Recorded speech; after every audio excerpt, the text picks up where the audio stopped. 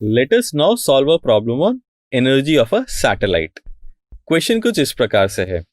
एक 500 kg की satellite है जो कि अर्थ के अराउंड 2 RE रेडियस में ऑर्बिट कर रही है।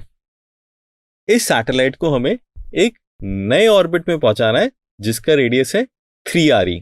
तो हमें पता करना है इस सैटेलाइट को कितनी एनर्जी हमें देनी पड़ेगी। तो चलिए सॉल्यूशन देखते हैं। अगर हम इस सैटेलाइट की इनिशियल एनर्जी लिखें तो उसको हम लिख सकते हैं EI is equal to -G MEM upon 2 times RE plus H। अब क्वेश्चन में RE प्लस H हमें दिया हुआ है 2 RE, तो इसको सब्स्टिट्यूट कर देंगे तो इस सैटेलाइट की इनिशियल एनर्जी आ जाएगी -G MEM upon 4 times RE।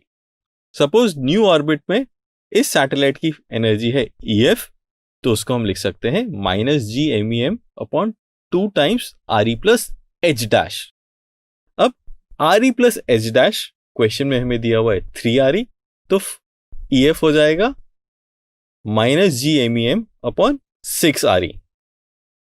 Energy required to transfer होगी EF माइनस EI, तो हम लिख सकते हैं EF minus EI is equal to G MEM upon 12 RE। अब न्यूमरेटर और डिनोमिनेटर को RE से मल्टीप्लाई कर दें तो हम इसको लिख सकते हैं G ME upon RE square into M RE by 12। G ME upon RE square को हम G लिख सकते हैं, तो डेल्टा E आ जाएगा हमारे पास small g M into RE by 12। Small g mass M and RE की वैल्यू सब्स्टिट्यूट कर देंगे तो डेल्टा E आ जाएगा 2.613 into 10 raised to the power 9 joules. This is the energy that needs to be given to this satellite to move it to a circular orbit of radius 3 RE.